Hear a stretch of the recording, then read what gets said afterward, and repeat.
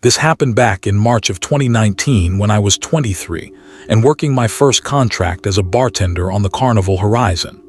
I've always been pretty independent, the kind of person who thought they could handle anything, so when I got the job offer to work 6 months at sea, I jumped at it without hesitation. The pay was decent, I'd get to see different ports, and honestly, I needed the change of scenery after a bad breakup back in Tampa.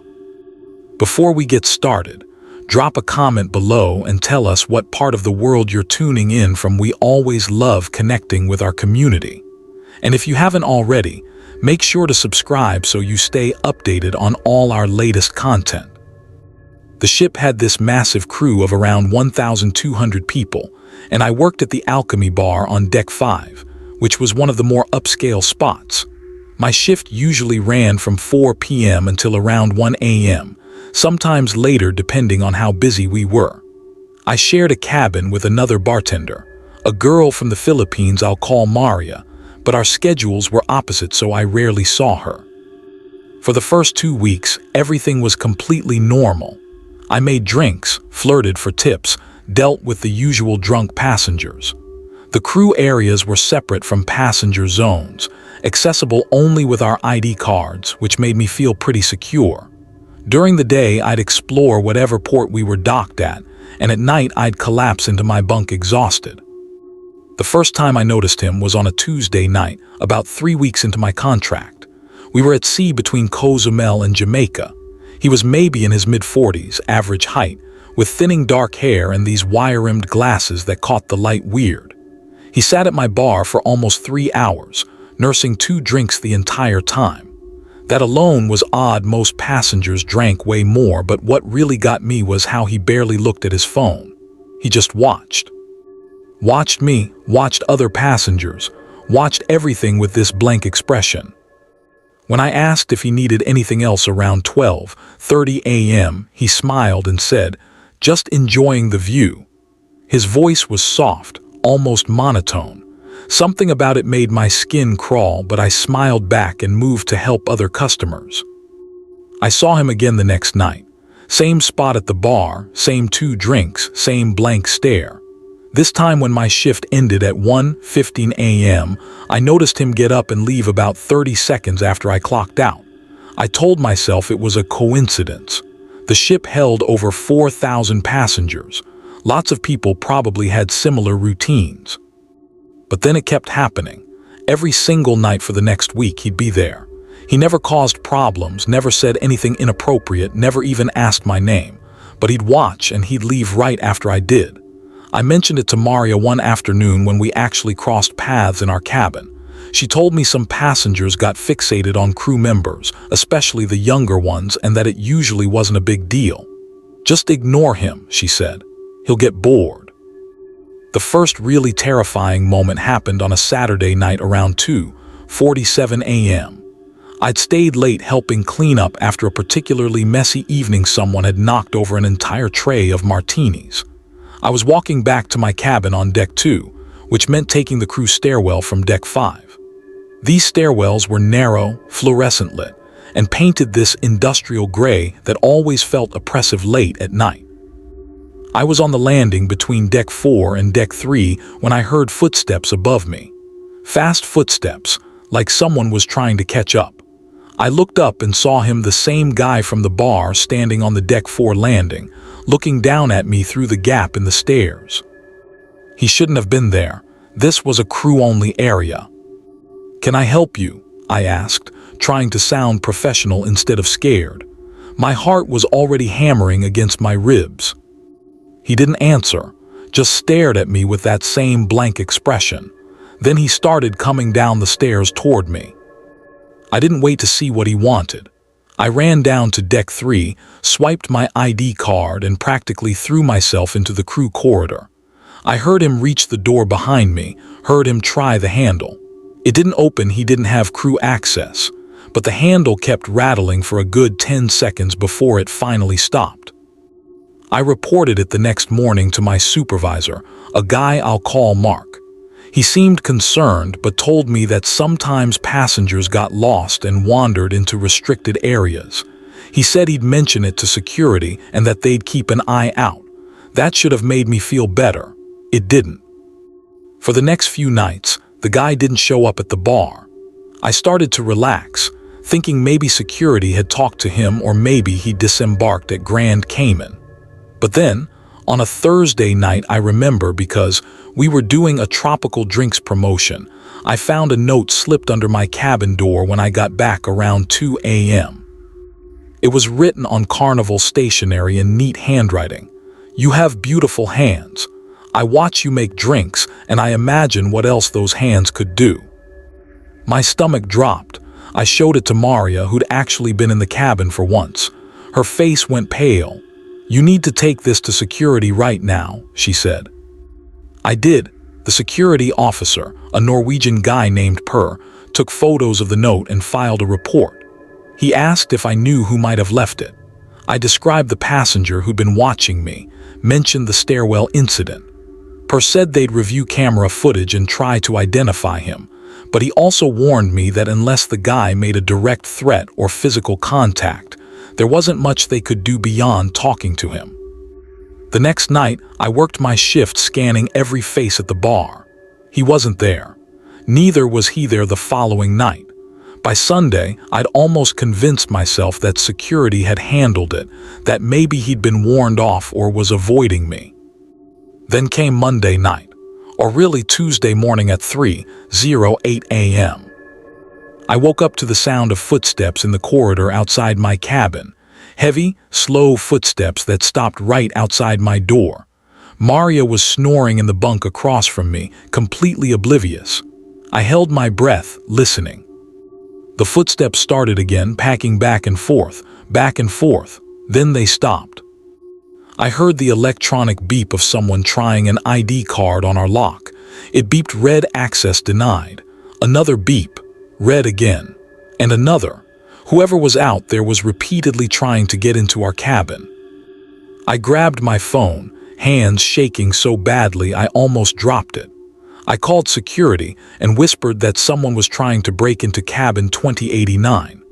The woman on the line told me to stay calm, that someone would be there in less than 2 minutes. But the beeping continued, over and over. I counted 17 attempts. Then just as suddenly as it started, it stopped. I heard those footsteps moving away, fast, like whoever it was knew security was coming. Per and another officer arrived maybe 90 seconds later. They checked the corridor, nobody there. They reviewed the camera footage right there on Per's tablet, and that's when I saw him clearly for the first time on screen. The passenger from the bar, standing outside my door, repeatedly swiping what looked like a crew ID card against the lock. The timestamp showed he'd been there for almost 4 minutes. "That's not his card," Per said, his jaw tight. "That's a crew card. He either stole it or someone gave it to him." They found him an hour later trying to access another crew area on deck 6. Turns out he'd stolen an ID card from a room steward's cart 3 days earlier. Security confined him to his cabin for the remainder of the voyage, and the captain was notified. When we docked in Miami the next morning, he was escorted off the ship by port authorities. Per told me later that they found 12 more notes in his cabin, all addressed to me, all describing things he wanted to do. He wouldn't show me what they said. I finished my contract 2 months later but requested a transfer to a different ship. I still bartend on cruise lines. I actually love the work and the travel, but I'm way more careful now. I report anything that feels off immediately, and I never walk the crew corridors alone late at night anymore. I always go with someone. The thing that still bothers me, the thing I think about sometimes when I'm trying to fall asleep, is how close he got. If that lock hadn't held, if he'd gotten a card with the right access level, if security had taken 1 minute longer, I don't know what would have happened. And honestly, I don't want to know. Trust your gut. If something feels wrong, it probably is. Don't wait for proof to protect yourself.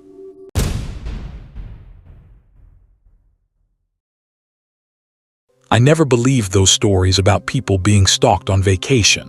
I thought they were exaggerated, the kind of thing that happens to other people but never to you. This happened back in October of 2021 when I was 27 and desperately needed a break from my life. I've always been kind of a loner. I actually enjoy my own company, so when I saw a deal for a 7-day Royal Caribbean cruise from Fort Lauderdale, I booked it without telling anyone. Just me, the ocean, and hopefully some peace and quiet after a brutal year of working 60-hour weeks at a consulting firm in Chicago. I'd never cruised before and honestly didn't really know what to expect. My cabin was on Deck 8, a tiny inside room with no window, but I figured I'd barely be in there anyway.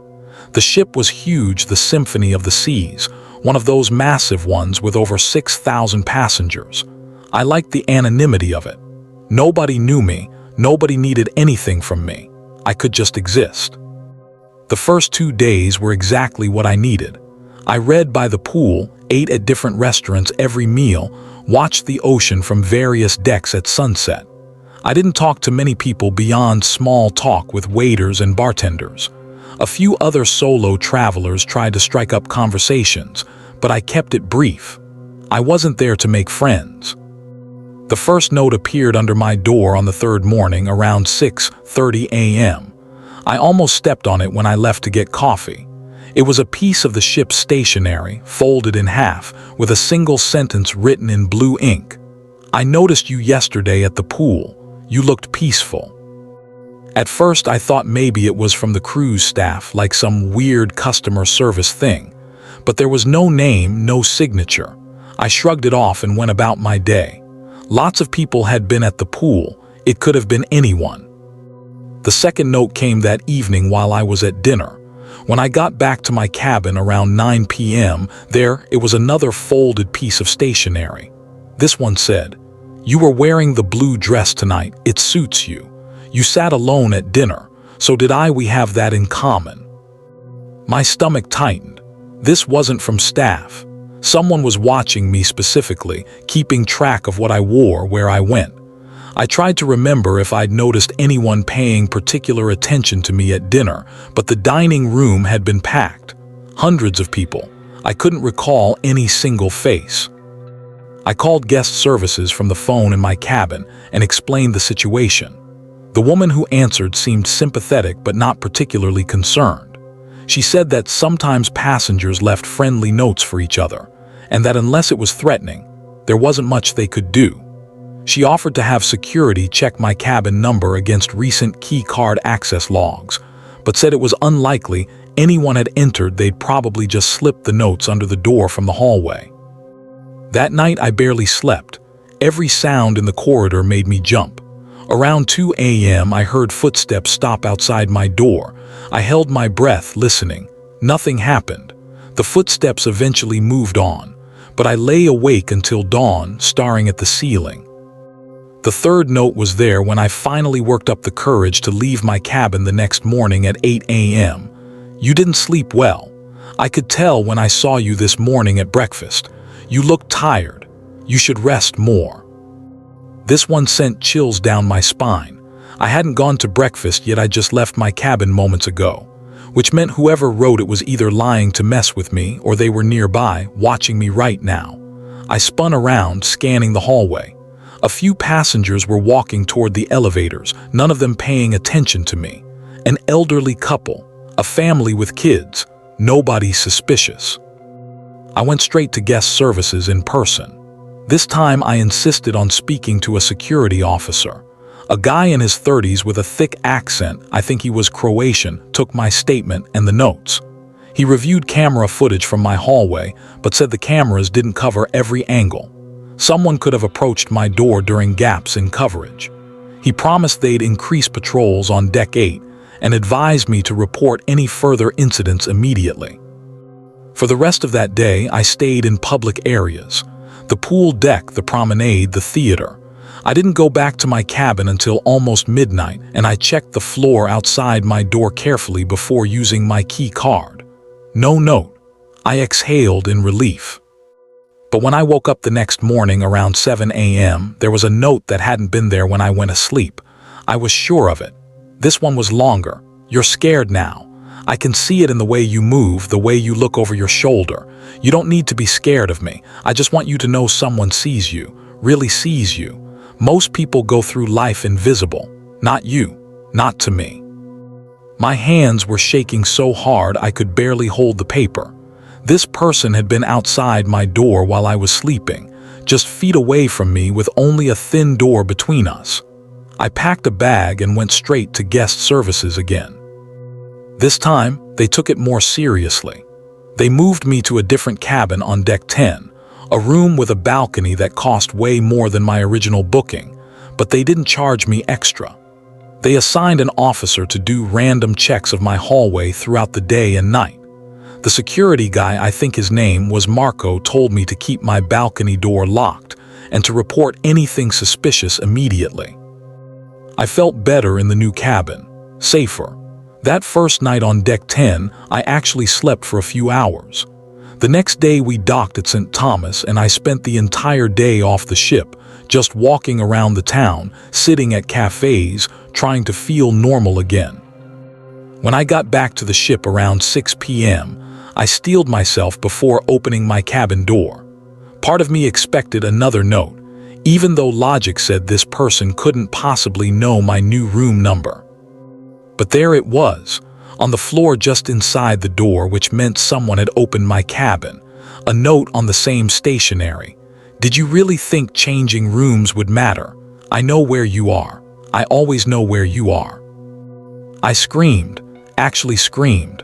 A room steward in the hallway heard me and called security. They interviewed me for over an hour, reviewed all the footage they could access, checked key card logs. Someone had accessed my cabin at 2:17 p.m. using what registered as a crew card, but they couldn't determine which specific card. It could have been stolen. It could have been an actual crew member. They had thousands of crew on the ship. For the last 2 days of the cruise, security arranged for me to move in with a family who had a multi-room suite. They were incredibly kind about it. I didn't go anywhere alone. The father of the family, a guy named Tom from Texas, or one of the security officers would escort me everywhere. I stopped going to restaurants, ordered room service. I just wanted the cruise to be over. We docked in Fort Lauderdale on a Saturday morning, and I was one of the first people off that ship. I never found out who was leaving the notes. Security said they'd continue investigating and would contact me if they identified anyone, but I never heard back. No call, no email, nothing. I haven't been on a cruise since, probably never will. The worst part isn't even what happened, it's what didn't happen, you know. I never saw who it was. Never knew if it was a passenger or crew, man or woman, young or old. They could be anyone. They could be anywhere. Sometimes I wonder if they're still out there on some other cruise ship, watching someone else, leaving them notes. And that thought that they just moved on to someone new is somehow more disturbing than anything else. If your gut tells you something's wrong, don't rationalize it away. Don't worry about seeming paranoid or difficult. Make noise. Demand help. Because being embarrassed is way better than being a victim.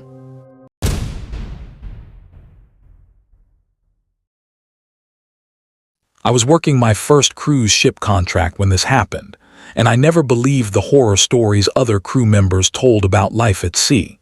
I thought they were just trying to scare the newbies. This was back in August of 2020, right when cruise lines were starting to operate again after all the COVID shutdowns. I was 22 and had just been hired as a youth counselor on the Norwegian Escape. I've always been pretty trusting, maybe too trusting, and I was so excited about this job, about traveling and saving money, that I didn't really think about any of the risks involved with ship life. They paired me with a roommate named Jessica, who'd been working cruise ships for about 3 years. She was 25, from somewhere in Michigan, and seemed really nice when we first met. Our cabin was tiny, I mean absolutely tiny, on deck 3, basically 2 bunk beds, a bathroom you could barely turn around in, and about 3 square feet of floor space. But Jessica helped me settle in, showed me the crew areas, introduced me to people. I felt lucky to have her as a roommate.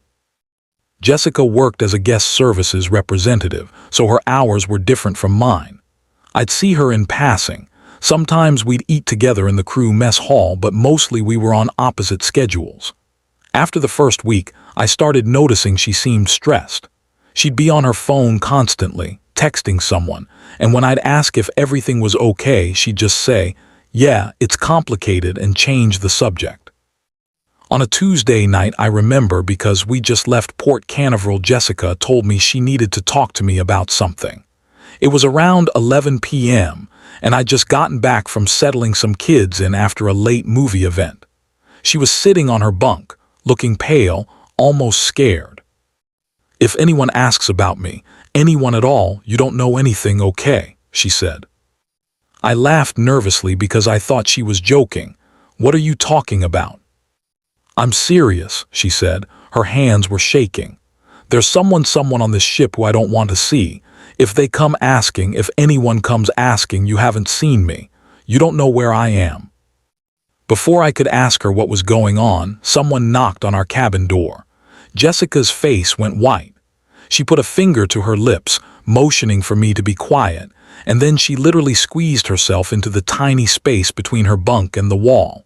I could barely see her. The knock came again. I opened the door slowly. A guy stood there, maybe in his 30s, crew uniform, with dark hair and this smile that didn't reach his eyes. "Hey," he said casually, "is Jessica here?" No," I said, trying to sound normal. "I think she's working late shift." He nodded slowly, looking past me into the cabin. "You sure about that?" "Yeah," I said, even though my heart was pounding. "Can I give her a message?" "No message," he said. Then he just stood there for a few more seconds, staring at me, before finally walking away. I closed the door and locked it. Jessica emerged from her hiding spot, breathing hard. "Was that him?" I asked. "Yeah," she whispered. "His name is Marcus. He works in maintenance. We dated for a few months, but I broke it off last week. He won't leave me alone." She showed me some of the texts he'd been sending, dozens of them. Some were pleading, "Please just talk to me," but others were darker. "You can't avoid me forever. There's nowhere to go on a ship. You're mine." I told her she needed to report him, but she said she already had. Guest services told her they talked to him, but there wasn't much they could do unless he physically threatened her or violated ship policy. And apparently texting another crew member, even constantly, didn't technically violate policy. For the next 3 days, Jessica basically hid. She asked her supervisor if she could work back office tasks so she wouldn't be at the guest services desk. She ate meals in our cabin instead of the mess hall. I felt so bad for her but didn't know how to help beyond covering for her when people asked where she was. Then on Friday night, she didn't come back to the cabin. I wasn't too worried at first. Sometimes she'd stay late talking to friends, or she'd mentioned maybe sleeping in a friend's cabin to avoid Marcus. But when she wasn't there Saturday morning either, I started getting concerned. I tried calling her phone. It went straight to voicemail. I asked around. None of her work friends had seen her since Friday afternoon. I finally reported it to her supervisor around 3 p.m. Saturday. They did a ship-wide search, checked all the crew areas, passenger areas, checked camera footage. Nothing. Jessica had been seen leaving the crew mess hall around 10:30 p.m. Friday night, heading in the direction of our cabin, but she never made it there, or if she did, she didn't stay. The ship security got involved. They questioned me extensively. Where had Jessica been? Who had she been with? Did she seem depressed or suicidal? Did she have any reason to hide or leave? I told them everything about Marcus, showed them the text messages Jessica had shown me. They brought Marcus in for questioning. He admitted they dated, admitted he'd been texting her, but said he hadn't seen her Friday night. Said he'd been working a maintenance shift until midnight with 2 other guys who confirmed his alibi. The security officer I talked to, a woman named Patricia, looked exhausted. "Without evidence he did something to her, we can't hold him," she said. Sunday morning around 8 a.m. I got a text from Jessica's number. "I'm okay. Had to get away. Don't tell anyone where I am. I immediately called the number. No answer. I texted back, where are you? Everyone's looking for you. The response came 10 minutes later. Can't talk. Need to stay hidden. Will explain later. Something felt off about it. Jessica always used emojis when she texted, always signed off with her initial J. These messages were short, cold, nothing like how she normally wrote. But I wanted to believe it was really her, that she'd found somewhere safe. I showed the texts to Patricia. She tried calling the number 2, no answer. She said they'd keep searching, but that if Jessica was texting, she was probably okay. Monday morning, another text from Jessica's number. Can you bring me some food and clothes? Deck 1, storage room 127, midnight. Don't tell anyone. Every alarm in my head went off. Jessica would never ask me to meet her alone at midnight in a storage room. She'd never put me in potential danger. This wasn't her. I went straight to Patricia and showed her the text. Her face hardened. Don't respond, she said, and definitely don't go there. Midnight came and Patricia had 2 security officers stationed near storage room 127. I watched from around a corner with another officer. At 12:07 a.m., someone approached the storage room. Marcus. He was holding Jessica's phone. He unlocked the storage room door. Apparently he had access because of his maintenance job and went inside. The officers followed him in. I heard yelling, sounds of a struggle. They found Jessica inside that storage room. She was tied up, gagged with duct tape, barely conscious. She'd been there since Friday night, over 3 days, with no food and only the water Marcus had given her to keep her alive. He'd been the one texting from her phone, pretending to be her. The ship diverted to the nearest port. Paramedics met us there and took Jessica to a hospital. She was severely dehydrated and had some injuries, but she survived. Marcus was arrested on the spot. I later found out he'd attacked her outside our cabin Friday night, used his maintenance access to take her to that storage room, and planned to keep her there for the entire voyage. I don't know what he was planning to do after that, and honestly, I don't want to know. I quit cruise ship work after that contract ended. I couldn't handle it anymore, the isolation, the confined spaces, the fact that there's nowhere to run when you're in the middle of the ocean. Jessica recovered physically, but I still think about her sometimes, wonder if she ever went back to sea or if, like me, she just couldn't do it anymore. The thing is, cruise ships market themselves as these perfect, safe vacation paradises. And for passengers, maybe they are. But for crew members, you're living and working with the same people 24/7 for months, miles from shore, and if something goes wrong, there's no escape. You're just stuck there. Trust your instincts. If something feels wrong about a text or a message, it probably is. And if someone you care about goes missing, don't assume they're okay just because someone says they are. Keep pushing until you know for sure.